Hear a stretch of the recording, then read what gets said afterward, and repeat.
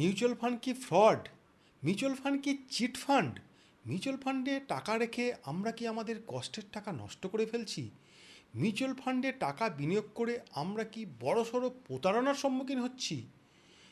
Mutual fund সেই এই ছোট্ট কথাকে প্রমাণ করার জন্য কেন মহেন্দ্র সিং ধোনি, সচিন তেন্ডুলকারদের মতো বড় বড় সেলিব্রিটিদের পেছনে mutual fund of অ্যাসোসিয়েশনকে crore crore টাকা খরচা করতে হচ্ছে, দেখবো আমরা সেই অ্যাড।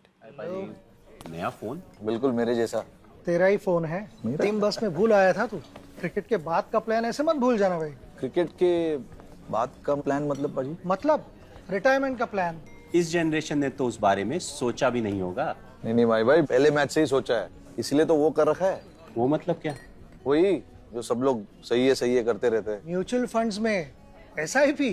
म्यूचुअल फंड्स में एसआईपी। अगर ऐसे भूल भी जाओ ना तो भी रिटायरमेंट का प्लान बैकग्राउंड में चलते रहना चाहिए ताकि आगे की लाइफ सेट रहे। सही है। म्यूचुअल फंड निवेश बाजार जोखिमों के अधीन है। योजना से जुड़े सभी दस्तावेजों को ध्यान से पढ़ें। দেখলেন কি বুঝলেন? মিউচুয়াল ফান্ড ক্যালকুলেটরে আমরা সামান্য কিছু টাকা মাসে জমা দিলেই প্রত্যেকেই নাকি কিছুদিন পরে লাখপতি হয়ে যাচ্ছি, কোটিপতি হয়ে যাচ্ছি। বাস্তবে কি তাই, না এর পেছনে কাজ করছে কোনো গভীর রহস্য, ষড়যন্ত্র? এটা বোঝার জন্য আপনাদের সামনে আমি একটা ঘটনা তুলে ধরব। এইচডিএফসি ফ্লেক্সি ক্যাপ ফান্ড, এই ফান্ডটার জন্ম হয় 1995-এ। আজকে 30 বছরের মধ্যে এই ফান্ডের AUM মানে asset under management total value হচ্ছে 75,000 কোটি টাকা। এই 30 বছরের এর CAGR রিটার্ন হচ্ছে 18.93%। মানে প্রত্যেক বছর এই ফান্ডটা অন অ্যান অ্যাভারেজ গড়ে 19% করে রিটার্ন দিয়েছে। 18,000 ইনভেস্টর এই ফান্ডে তাদের টাকা বিনিয়োগ করেছে। আরও সহজভাবে বলতে গেলে 1995-এ কেউ যদি এই ফান্ডে 1 লাখ টাকা বিনিয়োগ করে থাকে, আজকে তার ভ্যালু হচ্ছে 1,83,00,000 টাকা। মানে 183% রিটার্ন সে জেনারেট করেছে। আর 10,000 টাকা করে SIP 10% স্টেপ আপ করে আজ পর্যন্ত যদি কেউ চালিয়ে থাকে, তাহলে তার বর্তমান ভ্যালু হচ্ছে 26,20,00,000। কি ভাবছেন? আমি যদি আমার কিছু টাকা এই ফান্ডে ইনভেস্ট করতাম, তাহলে হয়তো আমাকে আর অন্য কিছু ভাবতেই হতো না। ঠিক আছে, আপনি ইনভেস্ট না করুন, 18,000 লোক তো এখানে ইনভেস্ট করেছে।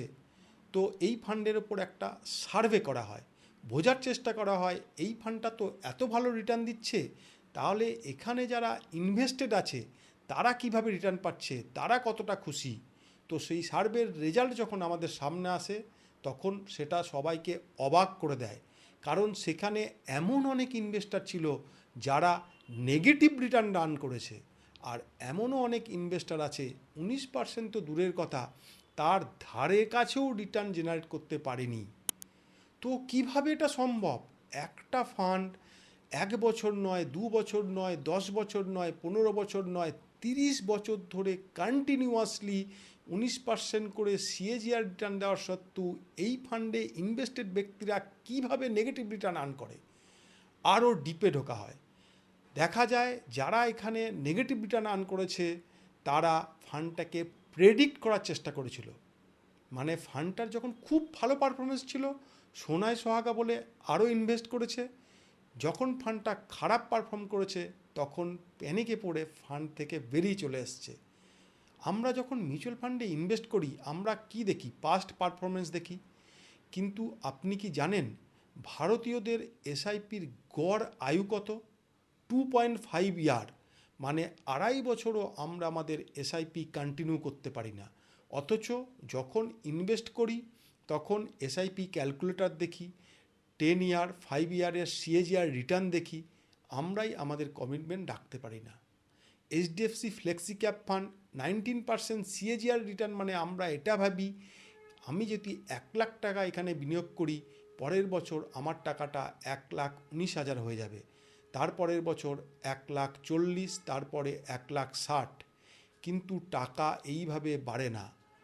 আমরা এই ফান্ডের সাকসেসকে দেখি, কিন্তু যারা জীবনে সাকসেস তারা হয়তো বলতে পারবে সাকসেস ইজ ইকুয়াল টু কত পরিশ্রম, কত দুঃখ, কত আত্মত্যাগ।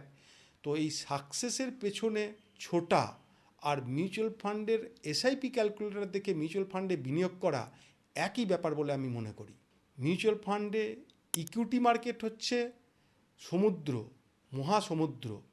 এখানে গভীরে গিয়ে সমুদ্র মন্থন করে অমৃত্যুর সন্ধান না করে আমরা যদি মিউচুয়াল ফান্ডের শিপে উঠে সমুদ্রের অপরূপ সৌন্দর্য উপভোগ করার চেষ্টা করি, তাহলেই আমাদের পক্ষে বেটার বলে আমি মনে করি।